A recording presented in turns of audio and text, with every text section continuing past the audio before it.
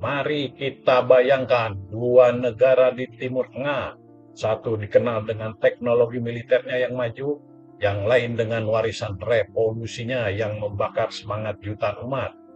Saat ini mereka berdiri berseberangan, saling curiga, bahkan saling ancam dengan senjata dan proksi. Tetapi tak banyak yang tahu, dulu mereka pernah berdampingan, bukan hanya berdialog, tapi saling bantu, saling percaya. Iran dan Israel, dua nama yang kini nyaris tak pernah lepas dari konflik. Namun sejarah mencatat, sebelum revolusi Islam mengguncang Teheran, keduanya justru bekerja sama dalam proyek rudal, berbagai informasi intelijen, dan berdagang secara aktif. Bagaimana hubungan yang dulu erat itu hancur total? Apa yang membuat Iran mengangkat bendera anti-Zionis dan Israel menganggap Iran sebagai ancaman terbesar di kawasan? Untuk memahami konflik mereka hari ini, kita harus kembali ke masa ketika keduanya saling menyebut sekutu, dan dari sanalah kita akan melihat bagaimana sejarah berubah drastis hanya dalam hitungan tahun. Yuk kita mulai.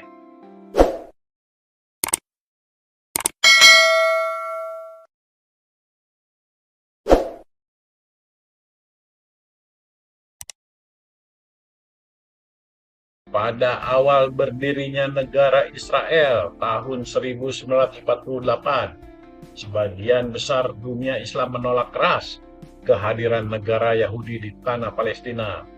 Tetapi di balik layar, Iran punya pendekatan berbeda.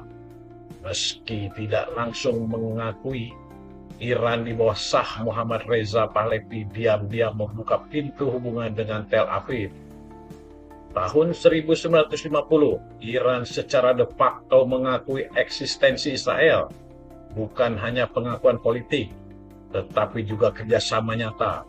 Iran menjual minyak kepada Israel, sementara Israel membagikan teknologi pertanian, militer, bahkan intelijen.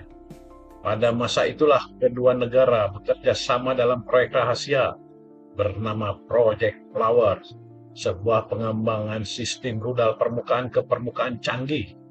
Bukti bahwa Iran dan Israel pernah duduk satu meja, berbagi pengetahuan militer kelas tinggi.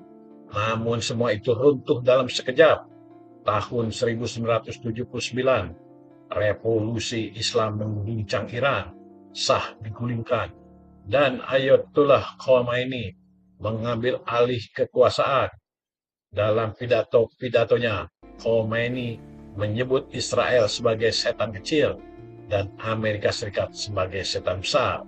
Hubungan Iran-Israel berubah dari kerjasama menjadi permusuhan terbuka. Kedutaan Israel di Teheran ditutup dan digantikan oleh perwakilan Organisasi Pembebasan Palestina atau PLO.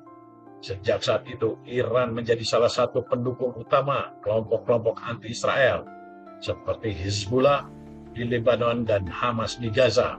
Iran tidak berperang langsung dengan Israel, tetapi menjadi aktor utama dalam perang proksi, perang tidak langsung lewat pihak ketiga.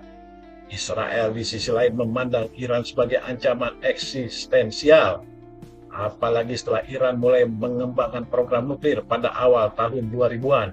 Tahun 2010, dunia menyaksikan babak baru konflik dunia maya, serangan siber Stuxnet yang menghancurkan fasilitas nuklir Natan diyakini sebagai hasil kerjasama intelijen Israel dan Amerika Serikat.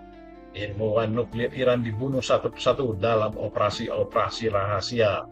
Sementara itu di Suriah, Yaman, dan Gaza, bayang-bayang konflik Iran-Israel terus menguat. Iran membiayai milisi, sementara Israel melakukan serangan udara diam-diam. Semuanya dilakukan tanpa deklarasi perang, tetapi dengan kehancuran nyata di lapangan. Kini hubungan Iran dan Israel berada di titik paling panas. Retorika saling ancam di mimbar PBB, percikan perang di Gaza dan Suriah, serta potensi konfrontasi besar-besaran terus membayangi kawasan. Konflik ini bukan sekedar soal wilayah atau agama. Ini adalah cerita panjang tentang identitas, kekuasaan, trauma sejarah, dan ketakutan masa depan. Dulu mereka bersahabat, Kini mereka berada di ujung tanduk perang. Sekian, terima kasih.